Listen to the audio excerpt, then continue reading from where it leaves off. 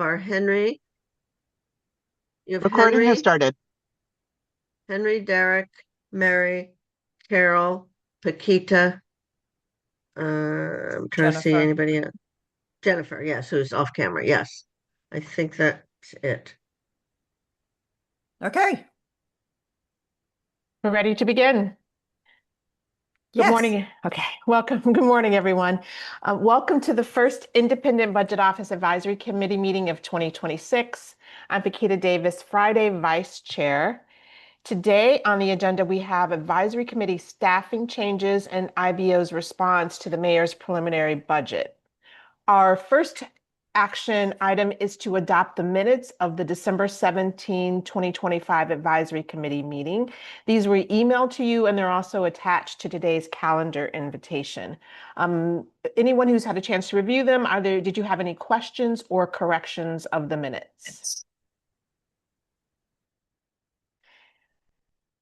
I am not hearing any or seeing any hands. Therefore, may I have a motion to approve the minutes? So moved. Thank you. And a second? Second. All in favor? Aye. Aye. Anyone opposed? The minutes are approved. Okay. Henry. Next page, Aaron. Oh. Henry, you're mute.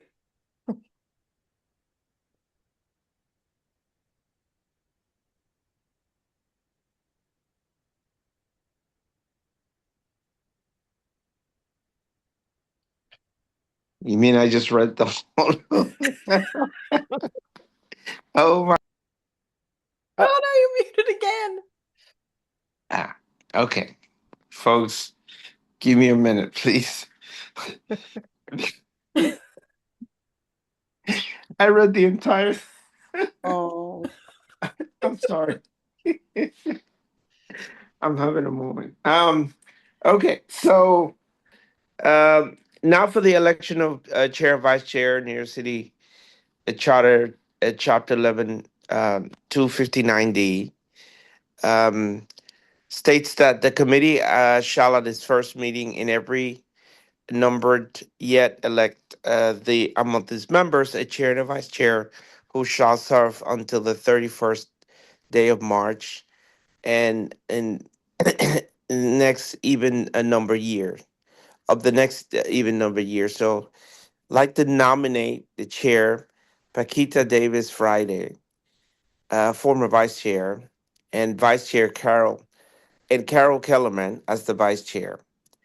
And I want to read the resolution.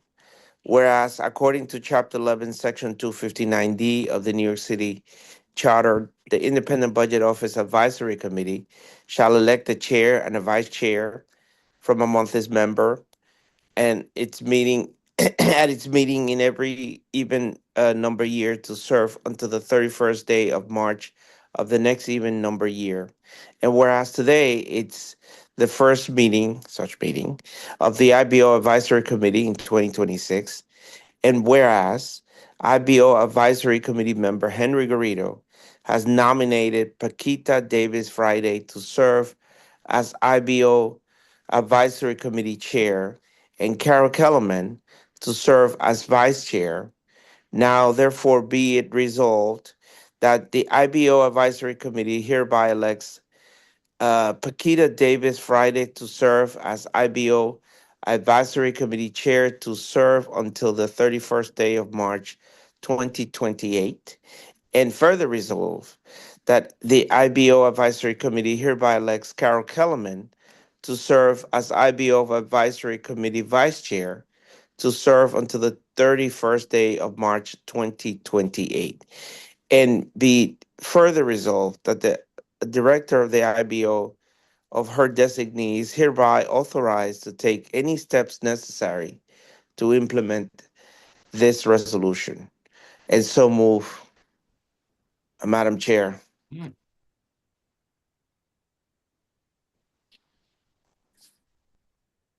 Okay, Henry, you have to call for the vote. Is there someone make a motion to support? I said it and I so moved. Oh, okay. I don't know if you heard me. So I second. A motion has been made and second. Are there any questions? Okay, hearing now, let's take a vote. All in favor, please signify by saying aye. Aye. Or raise hands, We haven't maybe? heard. Do you want to raise hands, maybe? No, I think voice vote is here unless there's Okay. opposition. All right. Any nays? Any abstention? The ayes have it, so ordered. The resolution is adopted and we're back to the regular order of business. Thank you.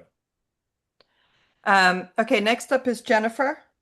All right, so also every 2 years, the New York City Charter, Chapter 11, 259D, requires that vacancies occurring because of the expiration of terms shall be filled promptly on the recommendation of the members of the committee whose terms are not expiring. Vacancies occurring otherwise shall be filled promptly on the recommendation of the remaining members of the committee. We have 3 candidates today. Are you guys with me? Yeah. Okay. Nationally recognized budget expert, Shalonda Young, who, having worked for the federal government House Appropriations Committee for 15 years, she led the, she led the Federation, I'm losing my notes. She led the Federal Office of Management and Budget from 2021 to 2025. Currently, she is a distinguished scholar in residence and adjunct professor of law at the New York University School of Law, where she contributes her expertise on federal budgeting, economic policy, and governance. Her complete bio, is before you and also on page 5. Let's see. The second is Kathy Weil. All of us know Kathy Weil. I'm sure we all know her. She recently stepped down after 25 years of serving as president and CEO of the Partnership for New York City. And her complete bio is on page 6. And then we have Paul Francis, former director of the New York State Division of the Budget. And he has worked for 3 governors of New York State and as a state budget director, director of state operations, director of agency redesign, and deputy secretary for health and human services. You have his bio before you. So I am presenting a full resolution to appoint Shalonda, Kathy, and Paul. The resolution, we can pull it up, is in front of you. That's great. Do I need to read the resolution? Okay. If you all would just take a minute to read the resolution.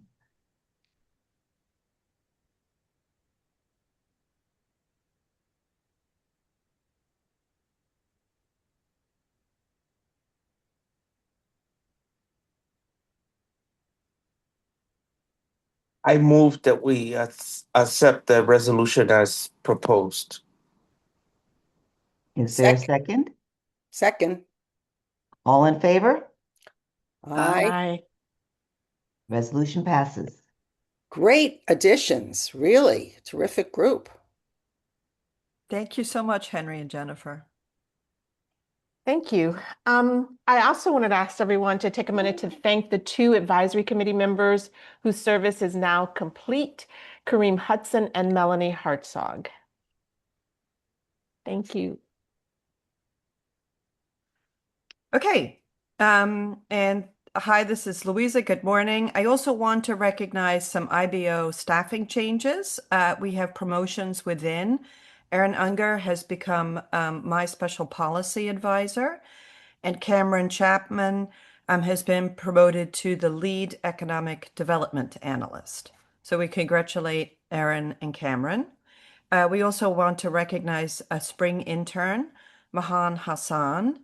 And we briefly wanted to mention that we're going to have a special program this summer only for CUNY interns, graduates of graduate schools or undergraduate, recognizing the particularly challenging environment that CUNY graduates are facing, and hoping to move their skill sets forward if they are committed to research, economics, government, and operations. So we look forward to launching that program, and we'll be asking all of you for help to recruit. So thank you. I think next up we have the ever-growing org chart, which is about maxed out at one page, but here you could see every single person who works at IBO, which is something we're very proud of, including the advisory committee there at the top on the right. So thank you. This is really growing, Louisa. Well, we're up at our mandated level. So we are Oh, I see. 10% of OMB, which is what the Okay. the charter requires. And Okay. that's where we're staying. Mm. Okay, next up, we wanted to talk to you about our analysis of the preliminary budget and the 2026 through 2030 financial plan, which is the mandate charter mandated report required to be published shortly after the mayor's preliminary budget is published. So Mayor Zohan Kwame Mamdani assumed office and published their first budget report 6 weeks after on February 27th, 2026. This year was unusual.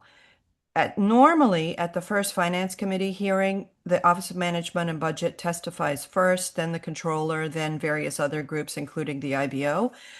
This year, the Independent Budget Office testified first, and the Office of Management and Budget testified last yesterday. So we think that was an interesting dynamic. The short version of our preliminary budget analysis is that IBO sees a gap of $535 million this year and about $5.9 billion starting with the fiscal year starting July 1, fiscal year 27. We see increased gaps in the out years. Our IBO's revenue projections are less optimistic than the administration's revenue projections, and specifically in two areas. The administration included a property tax rate increase, which, as it has not yet passed, IBO did not include, and the administration was more optimistic in basically the economy, specifically driven by Wall Street, whereas IBO, though more optimistic than our November report, is less optimistic than the administration, and we see less growth in personal and business income tax collections. So we're going to talk about the details now. And I think Sarah is next. Good morning. So as Louisa mentioned, this was a highly unusual set of circumstances in which the preliminary budget was released. And so IBO's analysis tried to capture some of these difficulties and some of the nuances. So in particular, we have the continuing constant shifting of federal policies. And then we have changes in what's being debated in Albany, and that is very far from clear how Albany will settle on their choices, particularly relating to New York City's tax revenues and supporting New York City. And we have a mayor who's called for tax increases. He's called for either a personal income tax that the state would have to approve, and thus coming back to the uncertainty of what Albany is going to do in relation to New York City. Or as an alternative, he's proposed increasing the real property tax, which then depends on city council approving it. And they have made it clear they are not interested in the property tax increase. And we have a period of slow job growth, but large, high wage jobs, seeing even larger bonuses, particularly in the financial sector. A lot of capital gains being realized. And so there's sort of an unevenness in the economy. And overall, one of the things that makes all of this difficult to discuss is that with all the challenges, particularly at the national level, we've seen over the past year, the economy has largely been fairly resilient. We are in a low hire, low fire state. Businesses are not expanding, but they're also not doing mass layoffs. And it's very much a wait and see approach. So with all of that context, which IBO spent a lot of time trying to explain, we look at the mayor's budget and present our interpretation of what's going on there. And in particular, we like to highlight areas of under budgeting, so where there is an understanding that anticipated expenses will be higher than what is in the budget. And that data clearly indicates that expenses will be higher. So this is areas where year over year it costs roughly one amount, but then the budget for this year has it much lower, with no systemic policy change or operational shifts that would indicate lower costs. There's also areas where IBO just has a different estimate of how much something will cost from the administration. So we also look at that. And we use this information in conjunction with our revenue estimates to then come up with what we think are the budget gaps. So what are the budget gaps for the current year and then the out years? Which is a great place to pick up. And our analysis is showing that even after the differences that we're seeing, in absence of a number of state level changes, we are still seeing gaps in the out years, and even within the current year. We estimate that there's a gap of about 500 million in FY26. Obviously, there's a savings program going on, but then there's efforts being made to rein in spending, but we'll see if those bear fruit. In 2027, we're seeing gaps of about $6 billion. And so that is something that exceeds even the mayor's proposal for about 3.7 billion in property tax changes. So these are substantial gaps that we are certainly seeing, and it's something that we're skeptical that the city would be able to tackle on its own without substantial changes to its operations. Gaps grow very heavily in the far out years to 11.5 billion in 2028. 10.9 billion in 2029, and then 11 billion in 2030. And so that is the general look at the financial plan window. The key thing here is that we're only seeing total revenues growing by about 2% annually, whereas expenditures are growing on average by about 4.5%. And that's really outstripping previous levels of growth in the expenditure realm. Previously, we had been seeing about 3.5 in growth. So,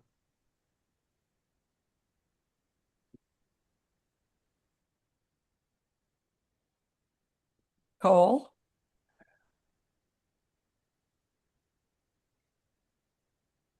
Oh, Henry has a question. Oh, Go ahead, Henry. sorry. And so on the issue of the gaps, are you taking into consideration some of the utilizations of the reserves that the mayor is apparently using?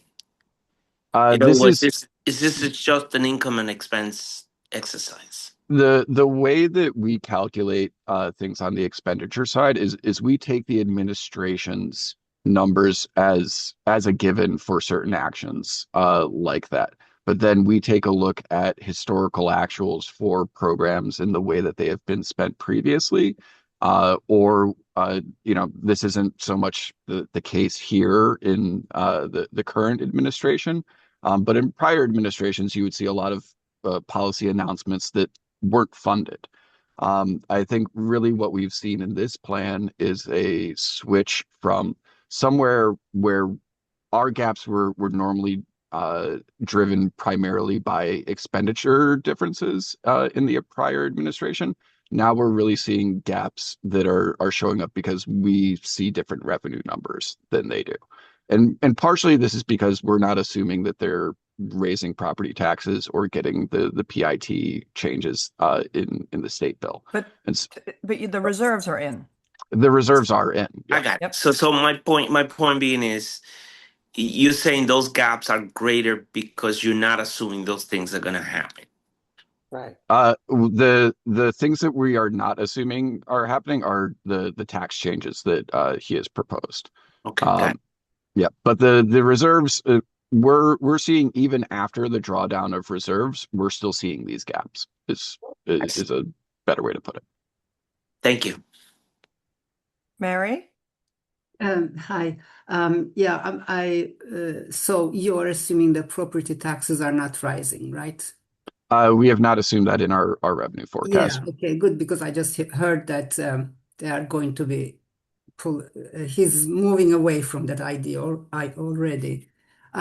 So I have two questions. So when you talk about reserves, does that include what Mamdani and administration plans to take from the Revenue Stabilization Fund or the Rainy E- Day Fund? Okay, okay, Yes. all right. So the when we take a look at FY26, which is the year that they're using the Revenue Stabilization Fund, the Rainy Day Fund, they used 980 million of that within the current Mm-hmm. year to Mm. balance it. Yeah, We yeah. still think that they're essentially out of balance in the current year, Mm. even after that measure. Right. Right. And then the last question is, I see I think the gap that you're talking about is more quite realistic. But when you look at the controllers' numbers, that the gap is even bigger. Can you explain why Good there is question. this difference between yours and theirs? Absolutely. We differ a little bit from them on the revenue side, but I think we actually differ more from them on the expenditure side. We've discussed with their shop their methodologies on certain things. Typically, what they're looking at is downside risk, whereas we're looking at things a little bit more holistically, taking into account things that are over budgeted as well. And so we try to find the balance there. Again, these are our forecasts that could change at any point in time, given Yeah. an emergency or certain contracts hitting. But we really look at things where historically they have not fully spent their budget. Hmm. Um, and so just for an example there, they on the comptroller's uh, uh, estimates, they estimate the OT hit from uniform services and the under budgeting there, but they don't account for the over budgeting in other positions. And so that's something that nets out a little bit for us. Mm. But depending on the year and plan cycle, it will vary. Thank you. I think Professor Hamilton has a question. Please call me Derek. Good morning, Derek? colleagues. And I got a few questions. I'm wondering, is this an appropriate time, or should I wait until the whole presentation's done? Well, we don't know your questions. Okay, So, so I'll take the lead of my previous colleagues and just yes. go. Uh, we know that this is both an accounting exercise, but then when we release it, it's both political and accounting. So I think maybe there's some things we should be cognizant of. So some of this is uncharted new territory, the ways in which they're presenting the preliminary budget. So I think we want to perhaps some things think about whether we're going to penalize transparency, because we know some administrations might hold budgets in terms of timing in such a way that aren't transparent, but part of a political release. So I think we should be cognizant of that, the affect we might have. I'd say that, of course, this preliminary is contingent upon, as was stated, certain tax revenue being collected, which is not necessarily guaranteed. I think we should be upfront about that and maybe even give scenarios of if indeed the taxes were to be collected in a certain way, what it would look like, if we can. I think that would be helpful. Um, I'd say in general, with exercises like this, we know that administrations have greater control in where they might cut back, and yes, greater control in where they may reduce investments than where they might go out and collect additional revenue. So, so again, I'm bringing that up in the context of we have a responsibility to make sure the city balances their budget, but in projections and preliminary budgets, I think we might want to be careful in how we present information as to uh, where the budgets will be directed with regards to revenue collection versus investments, particularly as it relates to some of the priorities we may have, like additional housing, lowering costs. Those are just some overview thoughts I have in mind. And then one last one is, again, I understand that this is somewhat new because of the way the administration is releasing their preliminary budget, but can we benchmark ourselves? So how well we've done in the past with regards to where we predicted and where the city actually landed. So thank you for your questions.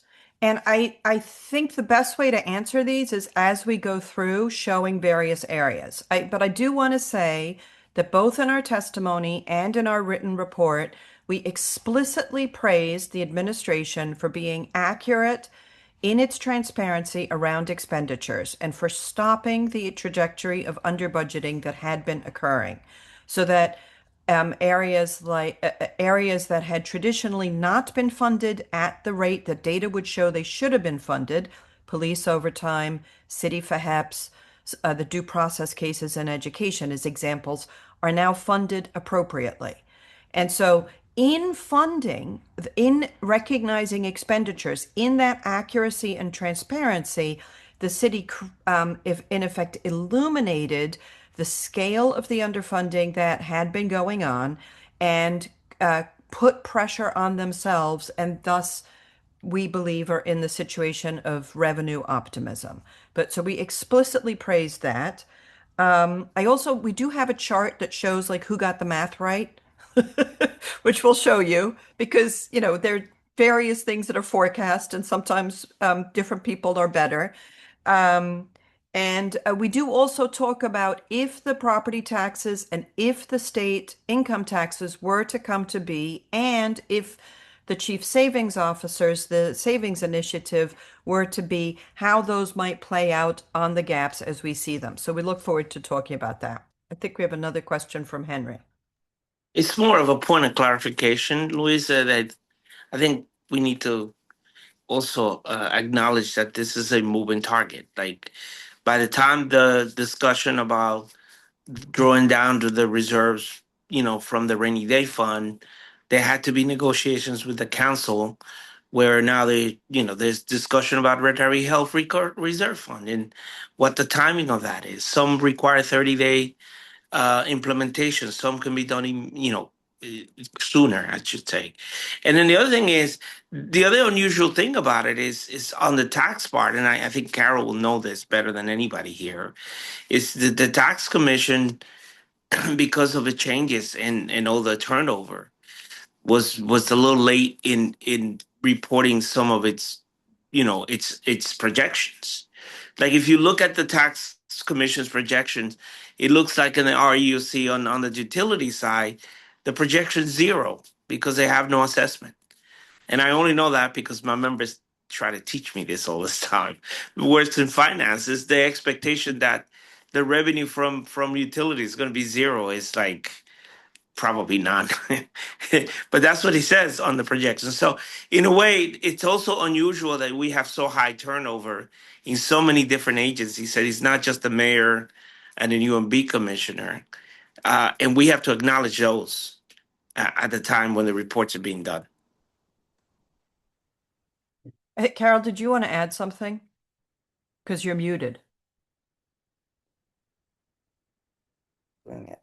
I just wanted to clarify that Henry is talking about the property tax when he says the tax commission, and that they didn't increase the projection of how much utility property tax would increase. Not that you won't get revenue from it, but that there won't be an increase.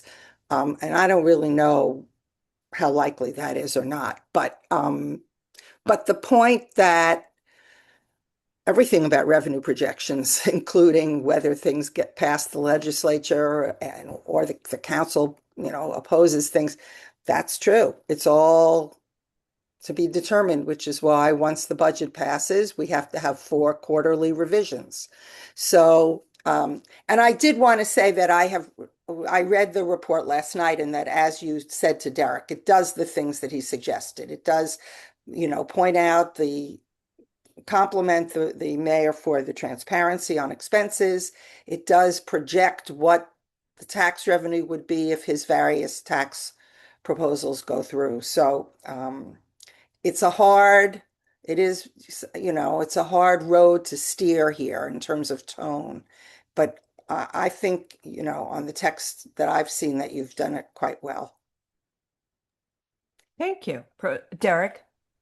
Yeah, I agree. I guess I'm making a suggestion that's similar to the accounting exercise that we do in general without the projected tax revenue increase, if either by footnote or some other line that revenue, that scenario is presented as well, that hypothetical scenario. These are all hypothetical scenarios, but I'm recommending that as we propose his proposed increases are accounted for, that we also, in our accounting exercise, his proposed revenue increases are. There's a natural tendency to be conservative with regards to revenue collection, but not cuts that take away from investments in New Yorkers. So that I'm making that political suggestion to better position everybody to have their approach of governance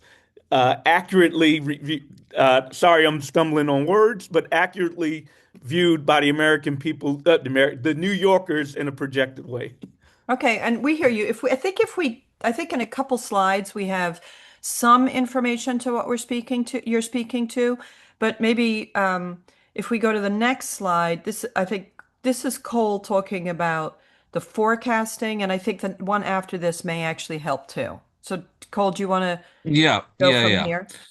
Um, so I think a lot of this has been discussed, and this is what we've been trying to do here.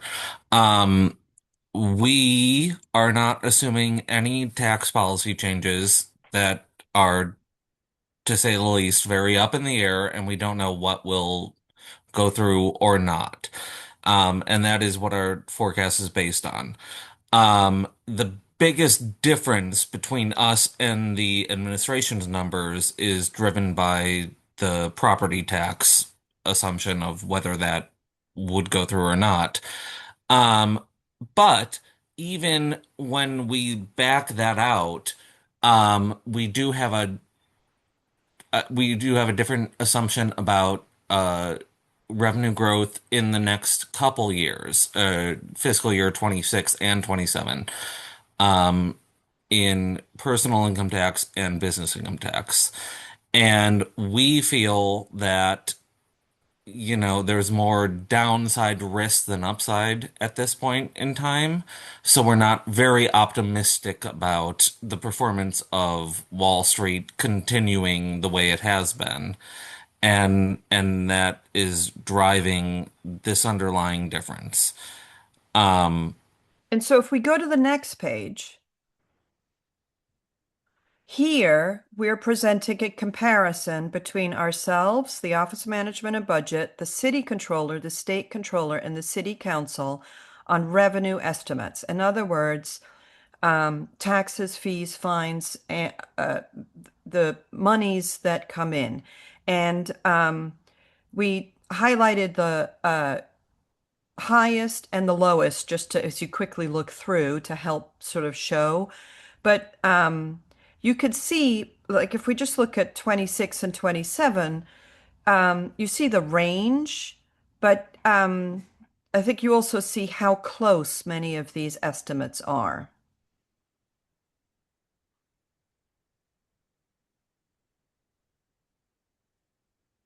And I will say, Derek, on the inclusion of proposed taxes, either the property income tax, a property increase, or the personal income increase, it's been IBO's policy to not include things that weren't yet law because they're not yet law. And so, so we understand why the administration included the property tax rate increase, because property tax rate increase is a locally controlled between the administration and the council tax. But Traditionally, IBO doesn't include things that aren't yet legally possible. And again, I think this falls to the prelim has to be issued 6 weeks after the administration takes place. And so it'd be very hard to imagine such a change happening within the first 6 weeks. If there are no questions to this page, maybe we should keep going.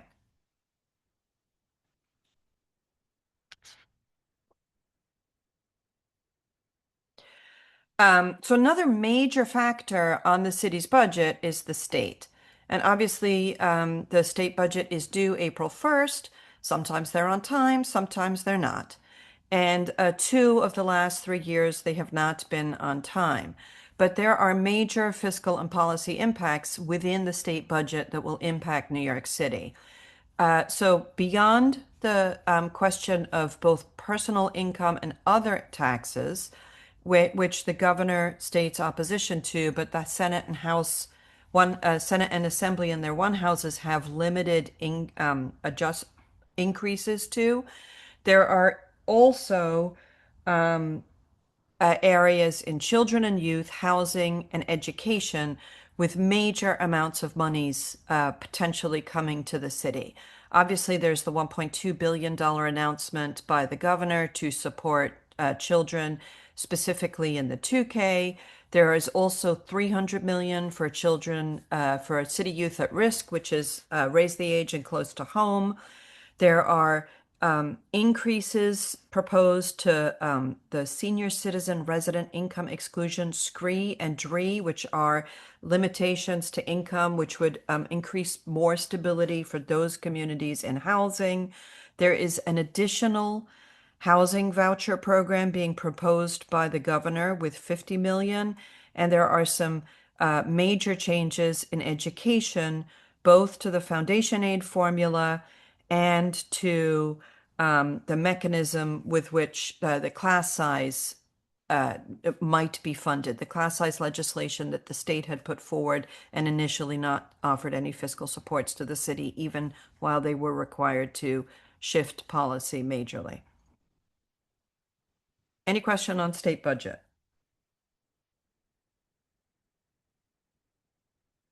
Okay. Great. So I'm going to talk a little bit about reserves, which we had discussed briefly already. But just to confirm that yes, IBO does assume that as the administration does, that these reserves will be tapped.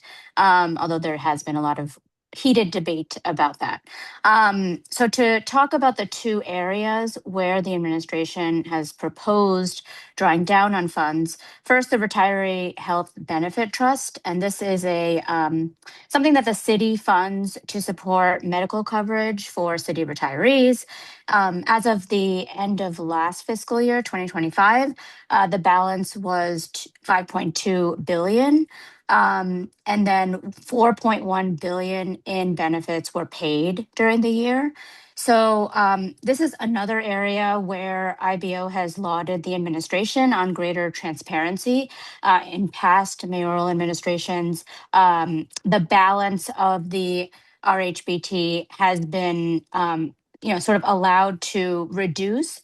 And that's not reflected in the traditional OMB publications, but rather it's something that people would only see if they're looking at the controller's audited financial, the ACFR. And so we do commend the administration on putting this forth in public budget documents in a way that opens it up to public scrutiny that hasn't happened in the past. And then the second fund, which we've also talked about, the rainy day fund, they do propose to draw down 980 million for this fiscal year to balance it.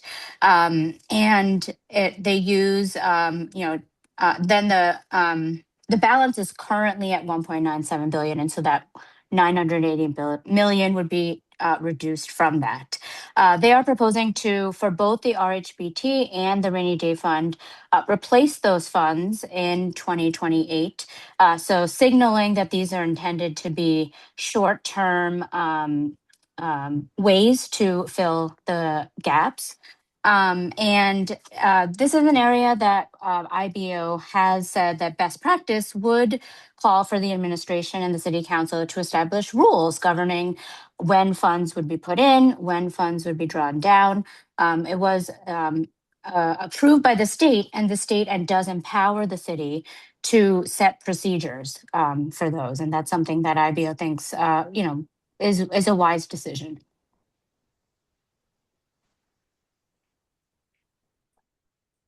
In addition to, again, commending the administration for funding areas that were previously under budgeted, City of perhaps the largest city funded voucher program for rental assistance is an area that IBO has talked about in terms of being constrained in terms of the number of apartments that are available for this program. And this is a program that we've noted has had experienced considerable growth, which you can see really clearly in this chart, where the projected budget rises to 3.5 billion in 2030. So historically, when IBO has repriced or re-estimated costs for this program, we've thought of the floor for the program, meaning the city will need to spend at least how much it spent the previous year because they know how many voucher holders there are. They know that they'll need to continue to pay for those, and the program will be increasing.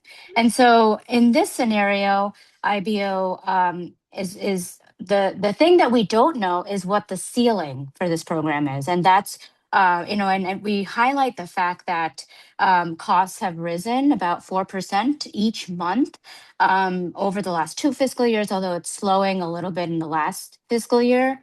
And there are 3 factors that drive these cost increases. Like I mentioned, the number of cases has increased. Rent increases over time have been really driving up these costs, and that's something that IBO has requested more additional data on to get a better understanding of that. And as I mentioned, the supply of apartments. And so there are 65,000 households with these vouchers as of November.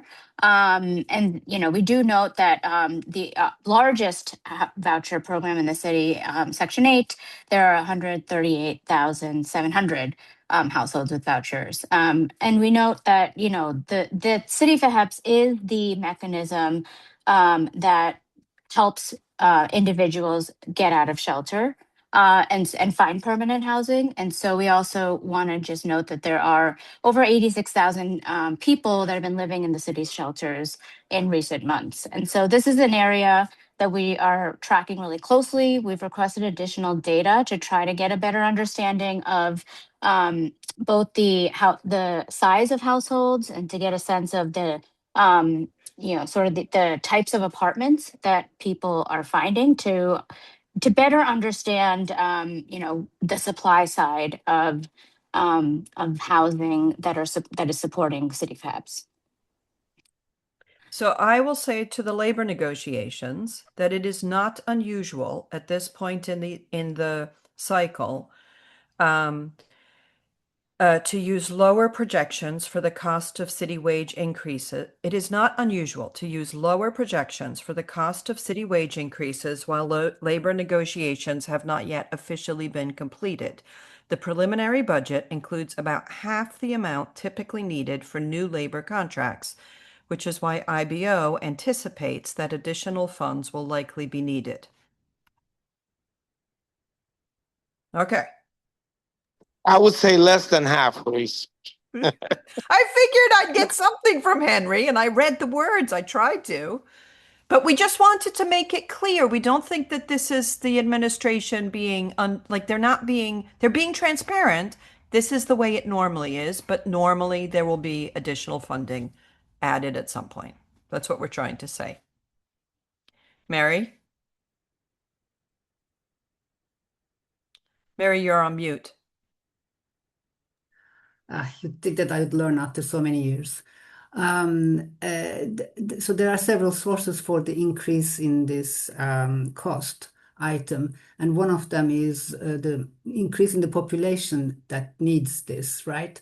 And so how is this increase in population is happening? Is it because existing population in New York City is becoming poorer, or there are more from other states, people from other states coming in? Do we know this kind of breakdown? I think you're asking why is the homeless population increasing? Yeah, I think yeah. it's commonly perceived as a housing market failure. And Yeah, It's yeah. rent and rent lack of increases. certain type of No, I supports understand. for Yeah, certain communities within mental health and addiction supports. right. I mean, the homeless community is not is very they're very diverse function causes for Mm-hmm. people to become unhoused, but there is not, as far as our data shows, it is not that we are attracting from other jurisdictions. Okay, so that's what so you have this, you're able to get this information, right? So it's only the existing New York City population that is getting going through hardship, mostly. Is that so? Yes. Yes. Yes,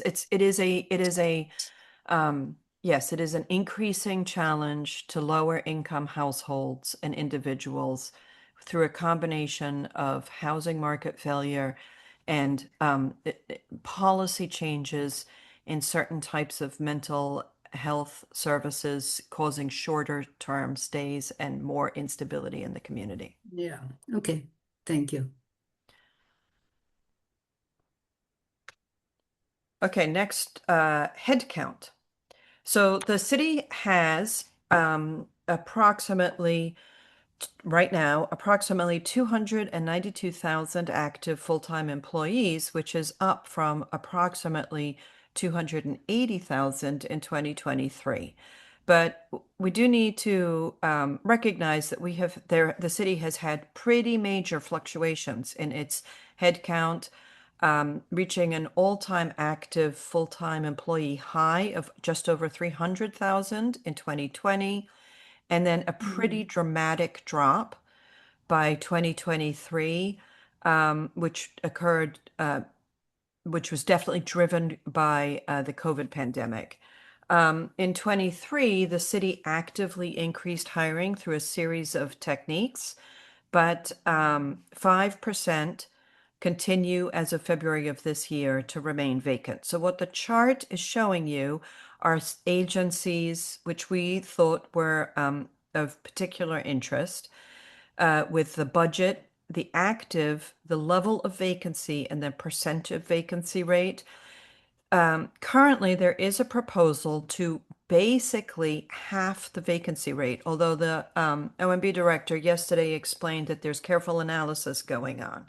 But we see it, at least in the prelim, it's really lined out as taking the 5% to approximately 2.5%, and allowing agencies to hire much more rapidly, and adding about 1,900 new positions. So there is a fair amount of movement in the hiring in the full-time employee or employee area. We also want to flag that IBO forecasts about 681 million in personnel cost savings in 26 alone. And we do our analysis on year-to-date payroll trends. So that's why we have some different numbers than some of the other folks looking at personnel savings. Traditionally, vacancies have been a mechanism to achieve savings.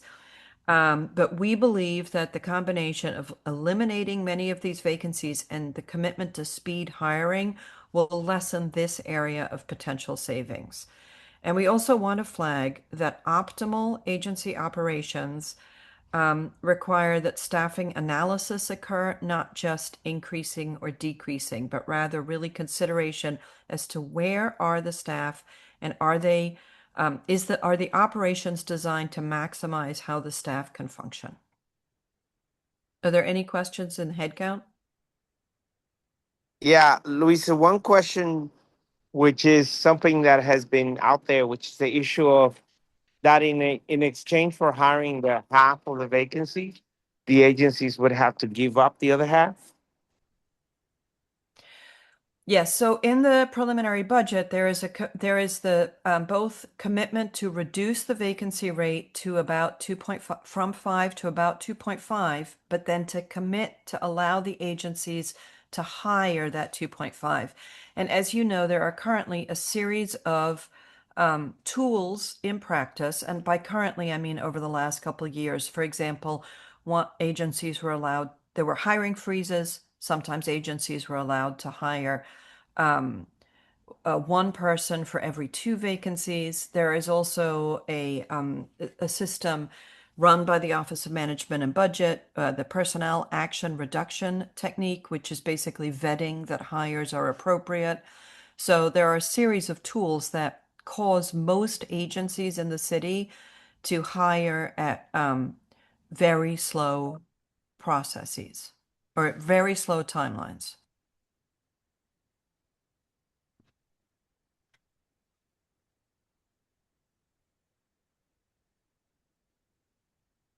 Okay. So our conclusion is pretty clear. There's a current year gap and an out year gap of sizable sums. We want to laud the decision of the administration to correct the chronic under budgeting. And we feel the transparency in expenditures really should be noted and appreciated. We question the revenue optimism. We suggest that the time is right to adopt rules on the usage of reserve funds. We believe that operational needs should be considered as headcount levels are shifted. We want to just identify the risks in not restructuring certain programs, such as city FEPs, that are large and have rapidly escalating costs. Obviously, decisions on the proposed tax changes will clarify the administration's options as they move towards their executive budget, both on the state and the city level. And behind all of this, we all know, but we need to remind ourselves that the federal changes, both to the actions that impact the economy and also to actions that impact New Yorkers, legislative and rhetoric, starting with the OBBBA HR 1, have impact for lower income New Yorkers and really across the New York City spectrum. And so we think it's important to remember that because of the consequences coming from that legislation.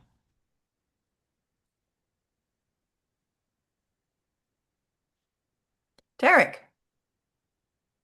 This work is outstanding. So let me not bury the lead. I think I commend the work of this IBO. It is consistently great, and you rise to the occasion once again. So thank you.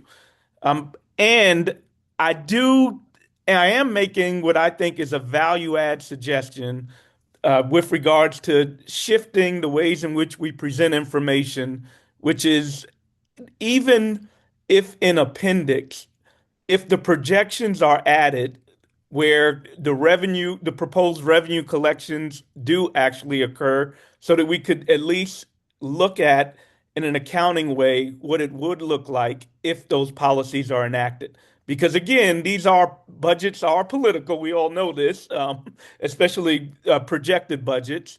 So as to not hamstring administrations with regards to capability of investments that require additional revenue collection. I think we are more transparent, we're more helpful, and we have value add if we're able to also account for in a way that people can vividly see what could happen if these policies were actually enacted, even if they're beyond the city's control, but at the state level as well.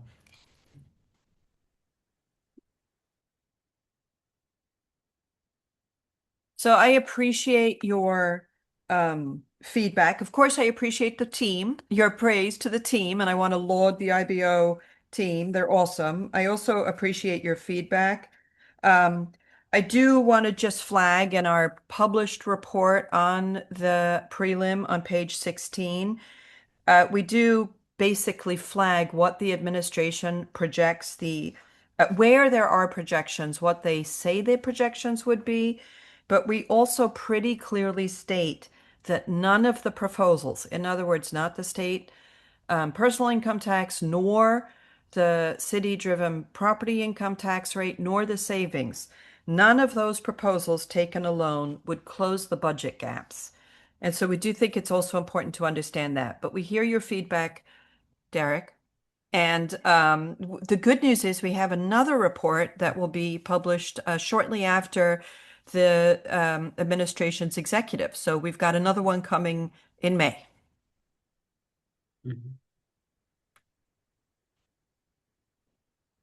And really quick, just want to double down on this point that we, in general, with our budgeting practices, implicitly have a bias away from additional revenue collection because of the ways in which we present. So I guess again, at the risk of being overly redundant, I applaud all those things, but presentation is obviously critical.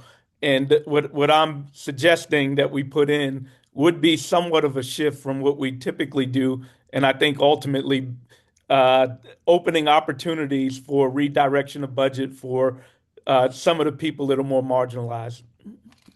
Well, we hear you. Okay. We have upcoming meetings, and those will all be sent to calendar with the correct, without the dreaded Teams link that we apologize to those of you who ended up in Teams first. Any other questions or comments?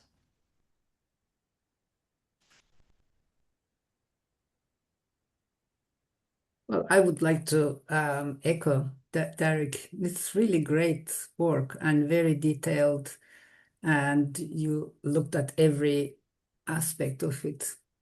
Really great work. I feel lucky to be able to read these notes. Well, thank you, Mary, Professor. And again, I want to recognize the awesome IBO team that works incredibly hard to figure out a great deal of comparison. Sometimes it adds up to, yep, we agree with them, but sometimes it doesn't. Yeah. So thank you. Okay. Paquita, do you want to close the meeting? Absolutely. Thank you for all of the work, team. And this closes our first meeting of 2026, and we'll look forward to seeing you all in June. Thank you. Thank you. Bye.